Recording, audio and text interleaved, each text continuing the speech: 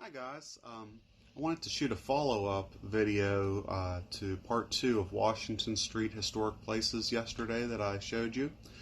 When I was looking at the Women's Civic Group house, I was not sure if that was still active or what all they were involved in.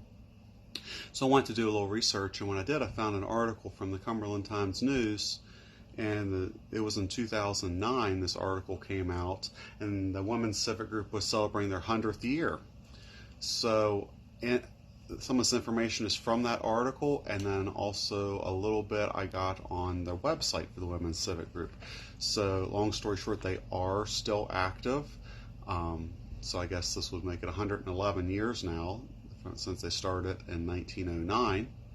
But let me just read a little bit from the news article here first.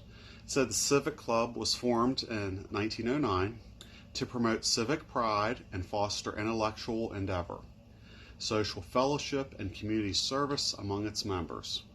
The club has supported many projects to benefit Cumberland area, spearheading campaigns to provide clean water and fight tuberculosis, so that would have been back in the 1900s.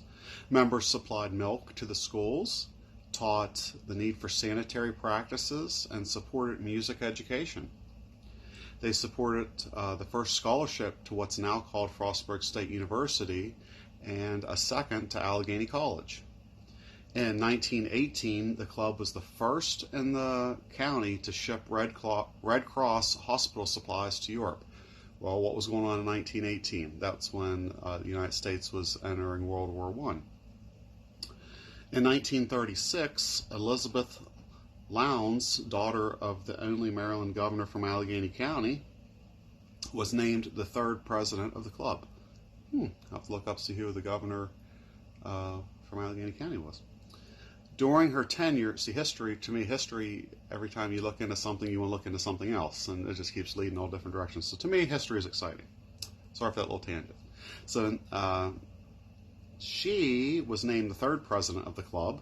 During her tenure, the club helped to establish a Girl Scout camp, provided hot lunches for handicapped children, and awarded nursing scholarships. The club continued to help more than 3,000 servicemen at the Western Maryland Station Center during World War II. So they helped in World War I, helped in World War II. In 1955, a charter of incorporation was granted to the Women's Civic Club, and a loan secured to purchase the Jonathan Magruder House at 515 Washington Street. So they bought the house in 1955, but they started in 1909 without any quarters, I guess. So the dream to own a clubhouse was finally realized. The county's first tourism effort, Operation Gateway House, housed in the clubhouse, was founded by Isseminger, the president, from 1960 to 62. She also helped to establish the Heritage Days Festival in 1969, and that's still going strong. I love Heritage Days.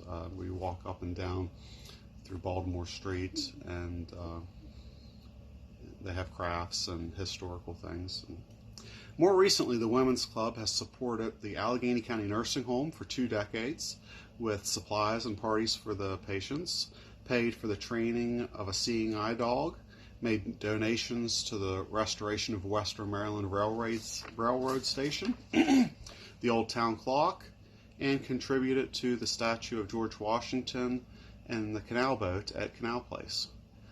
Food donations are made each year to the food bank, and an elementary school is chosen annually to receive supplies and clothing. Okay, and they were just saying here that for the 100th anniversary they were giving money to the Union Rescue Mission. This, from what I found on their site, that house there, they rent out the different rooms for weddings, for concerts, for social gatherings, anything you want to rent it for. They can rent multiple rooms, the whole house. So I guess that's one of the ways they raise money, is by renting their clubhouse there, or the house there on Washington Street.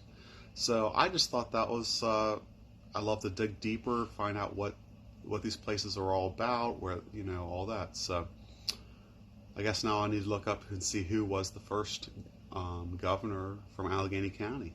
So talk to you guys in the next video. Thanks.